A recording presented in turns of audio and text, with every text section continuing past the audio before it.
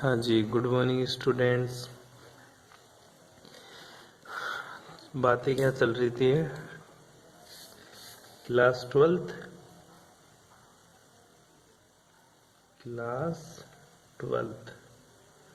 ठीक है।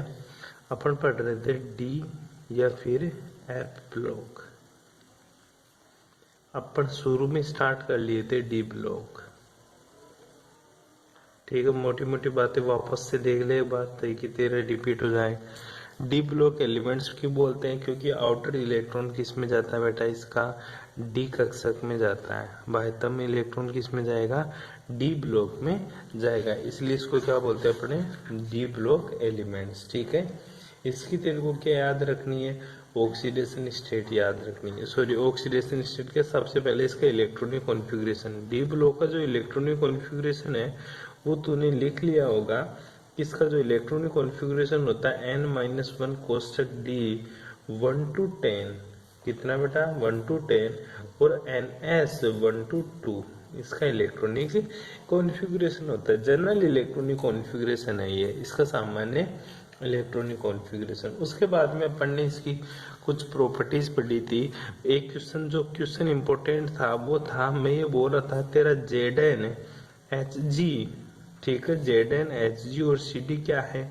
D block elements है, परंतु ये संक्रमण तत्व नहीं है, ट्रांजिशन मेटल एलिमेंट्स नहीं है। क्यों? क्योंकि इसके जो परमाणुीय या आयनिक दोनों अवस्था में डी ब्लॉक क्या रहते हैं? पूर्ण भरे रहते हैं। इसलिए ये क्या होते हैं गुरुजी?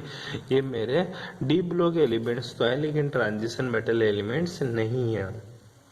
फिर मैंने एक क्वेश्चन बताया था तेरे को एजी से रिलेटेड। एजी से रिलेटेड क्वेश्चन क्या था कि एजी का जो परमाणु इलेक्ट्रॉनिक कॉन्फ़िगरेशन होता है ना, वो तेरा क्रिप्टोन वाला था।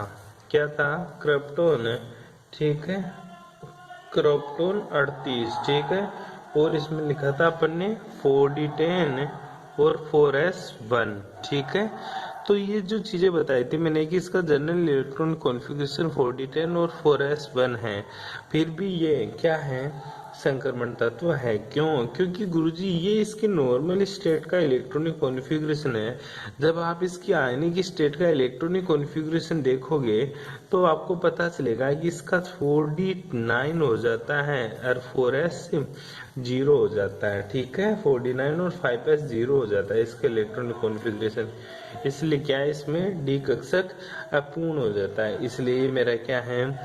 संक्रमण तत्व है। ये बातें आप लोगों को ध्यान में रखें। उसके बाद में मैंने संक्रमण तत्वों के गुणों के बारे में बताया था। ये धात्विक प्रकृति के होते हैं, मेटेलिक इन नेचर होते हैं, इनके बीच में प्रबल धात्विक बंध होते हैं, स्ट्रॉन्ग मेटेलिक फोर्सेज होती है जिसकी वजह से स्ट्रॉन्ग मेटेलिक बॉन्ड का फॉर्मेशन होता है। इनका जो मेल्टिंग पॉइंट और बॉइलिंग पॉइंट क्या होता है? हाई होता है। क्यों? क्योंकि इसमें स्ट्रॉन्ग मेटेलिक बॉन्ड होता है। ये बातें मैंने आप लोगों को बता दी थी। इसके बाद में इसकी डेंसिटी के बारे में बताया जाए कि इसकी डेंसिटी क्या थी? एस और पी ब्लॉक एलिमेंट से ज्यादा होती है, बताया था। इसके बाद में अपन ने इसके मिश्र धातु बनाने का इसकी प्रॉपर्टीज होती है, ये कैटलिस्ट की तरह बिहेव करते हैं, ये भी आप लोगों को मैंने बताया था। उसके बाद में अपन ने इसके गुणधर्मों की बातें करी थी। ठीक है, तो गुणधर्मों में अपन ने सबसे पहले क्या बताया? इसका परमाणु आकार पढ़ा था। परमाणु आकार या आयनिक त्रिज्या। परमाणु आकार और आयनिक त्रिज्या सबसे पहले बाएं से दाएं की तरफ बढ़े थे तो इसका आकार में क्या आई थी? कमी आई थी। क्यों? क्योंकि जेड इफेक्ट का मान बढ़ता। कहां से कहां तक? स्केडियम से लेकर जब तू मैग्नीज तक गया था तो इसके आकार मतलब इसकी जो साइज ऑफ एटम था ना वो डिक्रीज हो रहा था। क्यों? क्योंकि गुरुजी मेरा जेड इफेक्ट बढ़ रहा था। उसके बाद में एमएन से लेकर कहाँ तक? उसके बाद में एमएन से लेकर अपन ने चले निकिल तक, यहाँ तक इसका आकार लगभग समान था। क्यों था समान? क्योंकि गुरुजी इसलिए समान था क्योंकि यहाँ पे जो जेड इफेक्ट और दूसरा जिसका शिल्डिंग इफेक्ट था, दो दोनों बराबर था। फिर निकिल से लेकर अपन ने Zn तक की बात करी थी, तो मैंने बताया था इसका जो एटॉमिक साइज होता है ना वो इंक्रीज होता है। क्यों? क्योंकि यहाँ पे शिल्डिंग इफेक्ट इंक्रीज होता है। ठीक है, जेड इफेक्ट और शिल्डिंग इफेक्ट दोनों के बारे में मैंने आप लोगों को बता दिया था। जेड इफेक्ट को इफेक्टिव न्यूक्लियर चार्ज बोलते हैं। इफेक्टिव न्यूक्लियर चार्ज का मतलब होता है attraction between the proton and number of electron, that is called the Z effect. ठीक है, और शिल्डिंग इफेक्ट किसको बोला था? Repulsion between outer most electron and inner most electron, that is called shielding effect. ये बातें आप लोगों को मैंने बता दी थी। नेक्स्ट देखिएगा, उसके बाद में मैंने आप लोगों को किसके बारे में बताया था? उसके बाद में मैंने आप लोगों को बताया था इसकी मेटेलिक इन नेचर होती है। क्यू डी ब्लॉक इलेक्ट्रॉन्स में क्या होते हैं गुरुजी?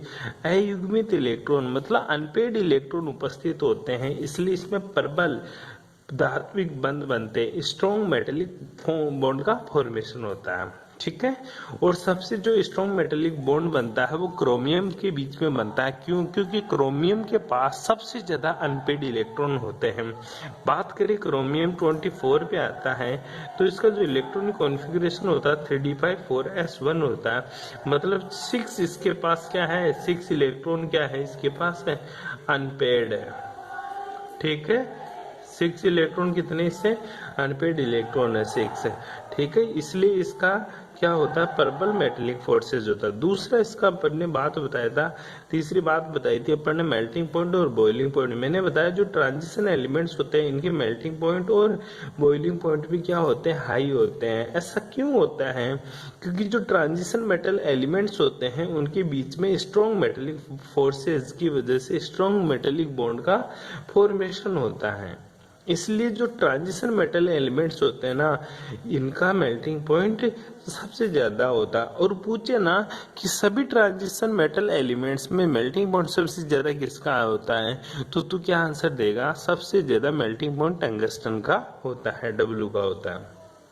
नेक्स्ट देखिएगा, इनकी जो डेंसिटी की बात करी थी तो डी ब्लॉक एलिमेंट्स की डेंसिटी एस और पी ब्लॉक एलिमेंट्स की डेंसिटी से अधिक होती है। और सबसे ज्यादा जो डेंसिटी होती है वो आईआर की होती है, उसके बाद में ओएस की होती है। ध्यान दीजिएगा, पूरी ट्रांजिशन मेटल एलिमेंट से सबसे ज्यादा डेंसिटी किसकी?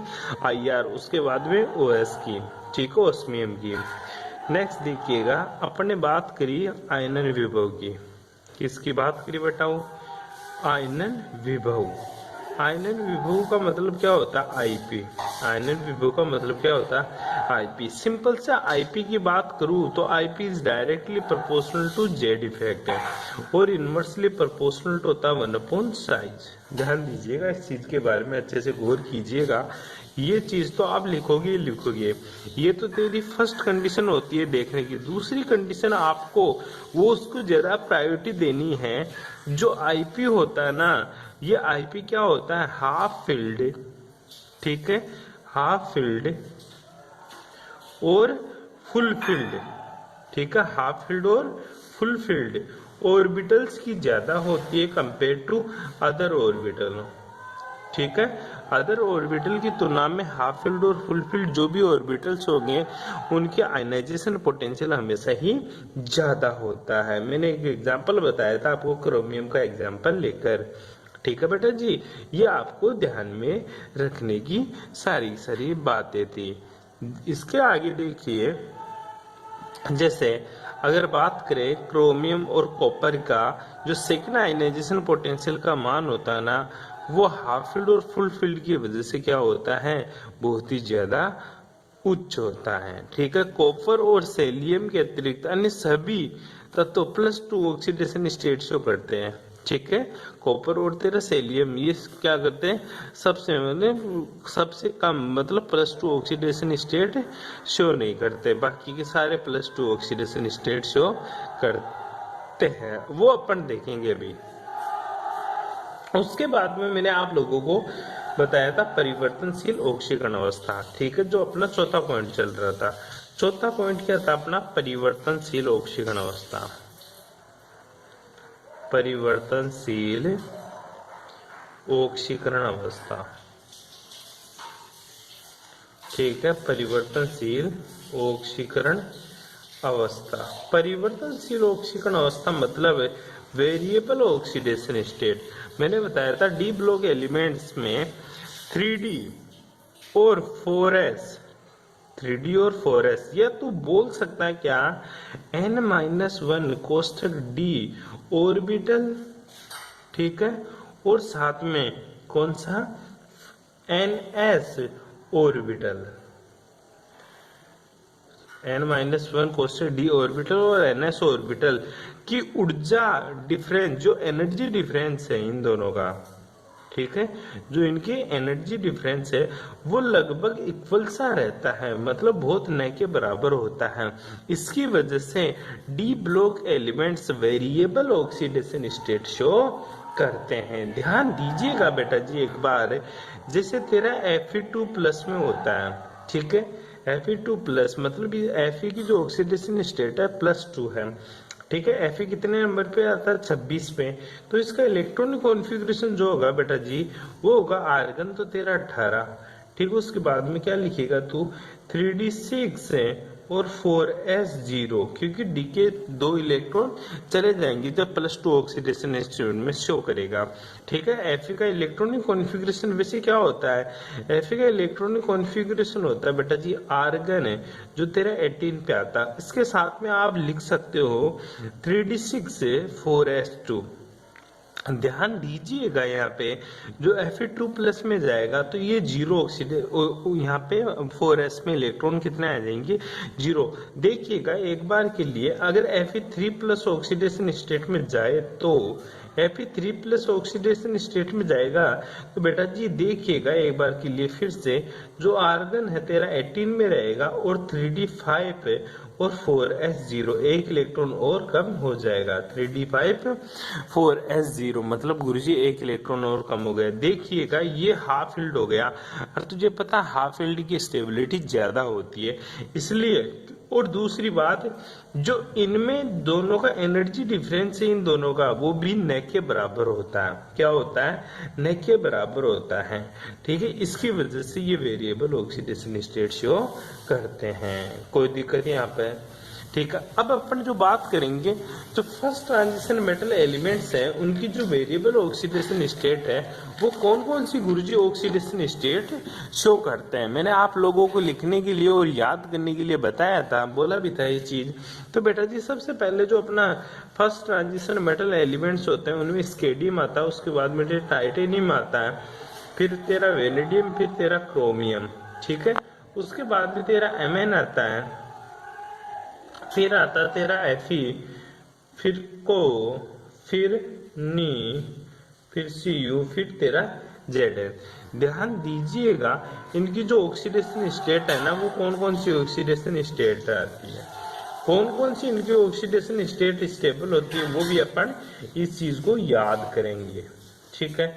जो ऑक्सीडेशन स्टेट है बेटा जी वो किसके ऊपर डिपेंड करती है, वो डिपेंड करती है गुरुजी इलेक्ट्रॉनिक कॉन्फ़िगरेशन के ऊपर। किसके ऊपर, इलेक्ट्रॉनिक कॉन्फ़िगरेशन के ऊपर। एक बार मैं तेरे को बता दूं, ठीक है, जो एस ब्लॉक एलिमेंट्स है, ठीक है, एस ब्लॉक, ठीक है, यहाँ पे एस में कितने इलेक्ट्रॉन रहेंगे गुरुजी, दोनों इलेक्ट्रॉन, यहाँ पे भी 2 रहेंगे, यहाँ पे भी 2 रहेंगे, यहाँ पे 1, क्योंकि हाफ फील्ड की वजह से यहाँ पे भी 2 रहेंगे, यहाँ पे भी 2, यहाँ पे भी 2, इसमें भी 2 रहेंगे, इसमें 1 रहेगा, यहाँ पे भी 2 रहेगा।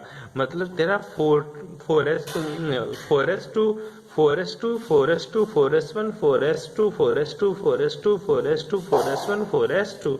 यहाँ देखिएगा जो डी ब्लॉक एलिमेंट्स हैं, ठीक है, डी ब्लॉक कितना रहेगा गुरुजी, यहाँ पे 1 था, याद कीजिएगा एक बार के लिए, यहाँ पे 2 था, यहाँ पे 3 था, फिर 4 नहीं था 5 था, क्योंकि यहाँ पे 1 इलेक्ट्रॉन कहाँ से आ जाता है, क्रोमियम से यहाँ जब कर गया था, ठीक है। यहाँ पे भी क्या था 5, यहाँ पे 6 था, यहाँ पे 7 था, यहाँ पे 8 था, यहाँ पे कितने आ गए थे 10, और यहाँ पे भी कितने 10। मतलब 3d1 4s2, 3d2 4s2, 3d3 4s2, 3d5 4s1, 3d5 4s2, 3d6 4s2, 3d7 4s2, 3d8 4s2, 3d10 4s1, 3d10 4s1। ये इसका इलेक्ट्रॉनिक कॉन्फ़िगरेशन था, मैंने डायरेक्ट ऐसे लिख दिया। अब देखिएगा ये कौन सी ऑक्सीडेशन स्टेट दिखा सकता है। देखिएगा जो स्केडियम होता है ना, ये केवल जो ऑक्सीडेशन स्टेट दिखाएगा ना, वो केवल एक ही ऑक्सीडेशन स्टेट दिखाता है। कौन सी? ये केवल +3 ऑक्सीडेशन स्टेट दिखाता है। ऑक्सीडेशन स्टेट की बात करें, क्यों दिखाता है गुरुजी केवल +1 ऑक्सीडेशन स्टेट? देखिए बेटा, जो 3D मैंने तेरे को बताया था, 3D और 4s का जो एनर्जी गैप होता है ना, वो न के बराबर होता है। मतलब जिनकी एनर्जी होती है वो क्या होती है? समान होती है। एनर्जी क्या होती है? समान होती है। एनर्जी समान होती है। तो देखिएगा इसमें 2 इलेक्ट्रॉन, इसमें 1 इलेक्ट्रॉन है। तो ये जब 2 इलेक्ट्रॉन जा रहे होते हैं ना, जितनी एनर्जी पाकर 2 इलेक्ट्रॉन जा रहे हैं, उतनी ही एनर्जी पाकर ये तेरा 1 इलेक्ट्रॉन भी यहाँ से निकल लेता है। इसलिए जो इनकी एनर्जी क्या होती है? समान होती है। समान एनर्जी होने के कारण ये 3 के 3 इलेक्ट्रॉन एक साथ डोनेट कर देता। उसके बाद में अपन टाइटेनियम की बात करें तो सारे के सारे स्केडियम को छोड़ के ये भी +2, ये भी +2 दिखाएगा तेरा, ठीक है, ये भी +2 दिखाएगा। ध्यान दीजिएगा इस चीज के बारे में। ये वेनेडियम भी +2, क्रोमियम तेरा +1 भी दिखाता है, ठीक है। ये फिर से तेरा +2, ये तेरा +2, ये तेरा +2, और ये भी तेरा +2, ये तेरा +1, ठीक है, और ये तेरा +2 ऑक्सीडेशन स्टेट शो करेगा, ठीक है। क्रोमियम तेरा +1 के साथ साथ +2 भी दिखाता है, और कॉपर भी तेरा +2 भी दिखाता है साथ साथ, ठीक है। इसके अलावा और कौन सी ऑक्सीडेशन स्टेट दिखाएंगे? ध्यान दीजिएगा, ये भी बड़ी इंपॉर्टेंट बात है। +3 ऑक्सीडेशन स्टेट और कौन दिखाएगा? ये तो +3 तो दिखाई दिया, इसके साथ में अब ये तेरी +3 भी दिखा सकता है। क्या दिखा सकता है? ये +3। तो सारे के सारे मॉलिक्यूल्स तेरी +3 ऑक्सीडेशन स्टेट भी दिखा सकते हैं, इसमें कोई दिक्कत नहीं है। ये तो तेरा है ना, ये तो +3 दिखाता ही दिखाता है, ठीक है। +2 तो दिखाएगा ही, इसके साथ में +3 भी दिखाएगा, ठीक है बेटा जी। ध्यान दीजिएगा इस चीज के बारे में, बहुत अच्छी बात है ये, ठीक है। कॉपर तेरी +1 दिखाता है और +2 दिखाता है, ठीक है, और ये +3 भी दिखा सकता है कभी कभी, कोई दिक्कत नहीं आता। नेक्स्ट देखिएगा, +4 ऑक्सीडेशन स्टेट कौन कौन से दिखाएंगे? आगे की बात करें नीचे और लाइन में, +4 2, ये +4 दिखा सकता है गुरुजी, क्योंकि 4 इलेक्ट्रॉन है। ये भी +4 दिखा सकता है, ये भी +4 दिखा सकता है, ठीक है, ये भी +4 दिखा सकता है, ये भी +4 दिखा सकता है, ठीक है। मतलब तेरा निकिल तक है, जो भी निकिल तक कंपाउंड है वो कौन सी ऑक्सीडेशन स्टेट? +4 दिखा सकता है। उसके आगे चलते हैं तो वेनेडियम तेरा +5 दिखा सकता है, ठीक है, वेनेडियम तेरा +5 दिखा सकता है, क्रोमियम भी तेरा +5 दिखा सकता है, और Mn भी क्या दिखा सकता है? +5 दिखा सकता है। +6 कौन दिखा सकता है? केवल तेरा क्रोमियम +6 दिखा सकता है, और Mn तेरा +6 दिखा सकता है। इसके अलावा Mn क्या दिखा सकता है? +7 ऑक्सीडेशन स्टेट भी दिखा सकता है, ठीक है। तो मैं बात करूं कि 3D जो ट्रांजिशन मेटल एलिमेंट्स है उसमें सबसे ज्यादा ऑक्सीडेशन स्टेट कौन दिखाता है? सिर्फ तेरा Mn, वो भी कितनी? +7 ऑक्सीडेशन स्टेट। मतलब तेरा Mn मैक्सिमम कितने इलेक्ट्रॉन डोनेट कर सकता है? गुरुजी 7 इलेक्ट्रॉन का क्या कर सकता है? वो डोनेट कर सकता है, 7 इलेक्ट्रॉन डोनेट कर सकता है तेरा Mn। ये बात याद रखना, Mn 7 इलेक्ट्रॉन डोनेट कर सकता है, जिसकी वजह से Mn सबसे ज्यादा कलर्ड दिखाता है, ठीक है। मैग्नीशियम सबसे ज्यादा ऑक्सीडेशन स्टेट Mn की होती है, ठीक है। अब देखिए गुरुजी, दिखाने को तो सभी दिखाते हैं, लेकिन ऑक्सीडेशन स्टेट सबसे ज्यादा स्टेबल ऑक्सीडेशन स्टेट कौन सी है? सबसे ज्यादा स्टेबल ऑक्सीडेशन स्टेट कौन सी होती है? ठीक है, ध्यान दीजिएगा, स्केडियम की +3 ऑक्सीडेशन स्टेट सबसे ज्यादा स्टेबल होती है। गुरुजी एक ही तो दिखाता +3, बिल्कुल एक ही दिखाता है, यही इसकी सबसे मैक्सिमम ऑक्सीडेशन स्टेट स्टेबल होती है। जो Ti होता है इसकी +4 ऑक्सीडेशन स्टेट सबसे ज्यादा दिखाता है ये, ठीक। वेनेडियम कौन सी दिखाता है? वेनेडियम सबसे 5 ऑक्सीडेशन स्टेट, मोस्टली ये सामान्यतः सबसे ज्यादा दिखाने वाली ऑक्सीकरण अवस्था है। ये कौन सी दिखाता है? क्रोमियम। क्रोमियम तेरा हमेशा ध्यान दीजिएगा +2 दिखाता है और +3 दिखाता है सबसे ज्यादा, ठीक है। क्रोमियम के बाद में क्रोमियम एक तेरी +6 भी दिखा देता है, ठीक है। उसके बाद में Mn की बात करें तो Mn की जो स्थायी ऑक्सीकरण अवस्था होती है वो +2 और +7 होती है। Mn की जो स्थायी ऑक्सीकरण अवस्था होती है वो +2 और +7 होती है। इसके बाद में अपन मतलब फेरस की बात करें तो फेरस मोस्टली +2 और +3 में ही स्टेबल होता, +4 नहीं दिखाता। कोबाल्ट की बात करें तो कोबाल्ट भी तेरा +2 और +3 में ही कंपाउंड्स बनाते हैं, इसके अलावा ये कंपाउंड्स नहीं बनाता। निकिल तेरा +2 दिखाता ही दिखाता है। और तेरा कॉपर की जो मैक्सिमम ऑक्सीडेशन स्टेट है वो +1 ही स्थायी होती है, +2 भी मोस्टली थोड़ा थोड़ा बना ही लेता है कंपाउंड्स। और जिंक का तो पता ही है, जिंक +2 ऑक्सीकरण अवस्था दिखाता है। कौन सी दिखाता है बेटा जी? +2 ऑक्सीडेशन स्टेट दिखाता है। ये बात आपको अच्छे से याद करनी है, ठीक है। तो देखिएगा एक बार के लिए, जो कॉपर और scandium, copper 2 oxidation state rare case में दिखाता है, तो उसको काट भी सकता है, ठीक है। मतलब केवल +1 ही दिखाता है कॉपर, मोस्टली ज्यादातर इसी के कंपाउंड अपन को देखने को मिलेंगे, ठीक है। तो ये इसकी ऑक्सीकरण अवस्थाएं होती है। आपको ध्यान रखना है स्केडियम से जेडन में, स्केडियम तथा जेडन, एक तो स्केडियम और दूसरा तेरा जेडन में +3 तथा +2 ऑक्सीकरण अवस्था दिखाते हैं। लेकिन ध्यान दीजिए D10 विन्यास के कारण ये केवल +2 ऑक्सीकरण अवस्था ही इन दोनों की क्या होती है? स्टेबल होती है। इसके ये भी +3 दिखाने को +3 दिखा सकता है, लेकिन +2 ऑक्सीकरण अवस्था इसकी मोस्टली ज्यादा स्टेबल होती है, ठीक है। और कॉपर और क्रोमियम को छोड़कर अन्य संक्रमण तत्वों में +1 ऑक्सीकरण अवस्था बहुत कम पाई जाती है। कॉपर और एक क्रोमियम ये दो ही +1 ऑक्सीकरण अवस्था दिखाते हैं, बाकी की कोई से भी कंपाउंड्स तेरा +1 ऑक्सीकरण अवस्था नहीं दिखाते। वो कौन सी दिखाते हैं? +2 और +3 ऑक्सीकरण अवस्था दिखाते हैं, ठीक है। जो संक्रमण तत्वों में विद्यमान अयुग्मित डी इलेक्ट्रॉन की संख्या के आधार पर +3 और +7 ऑक्सीकरण अवस्थाएं प्रदर्शित करते हैं। मोस्टली +3 और +7 ऑक्सीकरण अवस्थाएं ये प्रदर्शित करते हैं। ये बातें आपको ध्यान में रखने की है। कोई दिक्कत बेटा जी? यहाँ तक आप बना सकते हो, चीजों को अच्छे से देख सकते हो, कोई प्रॉब्लम हो तो पूछ सकते हो यहाँ तक, ठीक है। आगे की बातें कर रहे हैं, देखिएगा। अब मैं तेरे को और बताता हूँ थोड़ा सा, ठीक है। प्रथम संक्रमण श्रेणी में परिवर्तनशील ऑक्सीकरण अवस्था दिखाने वाले तत्व वाला संक्रमण तत्व कौन सा है? गुरुजी स्केडियम से शुरू होता है। प्रथम संक्रमण श्रेणी में परिवर्तनशील ऑक्सीकरण अवस्था प्रदर्शित करने वाला संक्रमण तत्व तेरा स्केडियम है। 3D श्रेणी में वे तत्व जो परिवर्तनशील ऑक्सीकरण अवस्था नहीं प्रदर्शित करते हैं। ध्यान दे, इसके अंदर परिवर्तनशील ऑक्सीकरण होता है, मतलब 3D सीरीज में क्वेश्चन क्या आता है? 3D सीरीज में परिवर्तनशील ऑक्सीकरण अवस्था प्रदर्शित करने वाले तत्व नहीं है। कौन कौन सा नहीं दिखाता? एक तो गुरुजी स्केडियम नहीं दिखाता, एक कौन नहीं दिखाता? जेडन। स्केडियम तो +3 ही दिखाता है, और जेडन कौन सी दिखाता है? तेरा +2 ही दिखाता है। कौन सी दिखाता है बेटा? +2 ही दिखाता है। इसलिए दोनों क्या नहीं दिखाते गुरुजी? परिवर्तनशील ऑक्सीकरण अवस्था नहीं दिखाते हैं। सबसे ज्यादा ऑक्सीकरण अवस्था कौन दिखाता है? 3D सीरीज में सबसे ज्यादा ऑक्सीकरण अवस्था दिखाने वाला तत्व है Mn, मैग्नीज। कौन सा है बेटा? मैग्नीज। ये कहां से कहां तक दिखाता है? ये +3 से +7 तक दिखाता है, ठीक है। कोई दिक्कत यहाँ तक?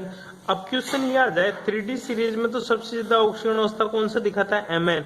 लेकिन तेरे को पूछ लेना संक्रमण तत्वों में, ध्यान दे, संक्रमण तत्वों में सबसे ज्यादा ऑक्सीकरण अवस्था कौन दिखाता है? ध्यान देना बेटा, संक्रमण तत्वों में सबसे ज्यादा ऑक्सीकरण अवस्था दिखाने वाला तत्व होता है एक तो Ru और एक तेरा OS, ओस्मियम और रुबेडियम। ये दो एलिमेंट्स ऐसे हैं जो ट्रांजिशन मेटल एलिमेंट्स में सबसे ज्यादा वेरिएबल ऑक्सीडेशन स्टेट शो करते हैं। कोई दिक्कत नहीं आता है? अरे कर लेगा इस चीजों से, ठीक है। और धातु कार्बोनिल में ये तत्व क्या करते हैं, हमेशा जीरो ऑक्सीडेशन स्टेट दिखाते हैं। सारे के सारे एलिमेंट्स कौन से ऑक्सीडेशन स्टेट दिखाते हैं, जीरो। किसके साथ, धातु कार्बोनिल यौगिकों के साथ। और इनमें कौन सी प्रवृत्ति पाई जाती है, संकुल बनाने की प्रवृत्ति पाई जाती है। ये चीजें आपको मैंने बता दी थी। यहाँ तक किसी को कोई प्रॉब्लम हो तो प्लीज पूछ सकता, बाकी की बातें करेंगे नेक्स्ट क्लास में। Thank you.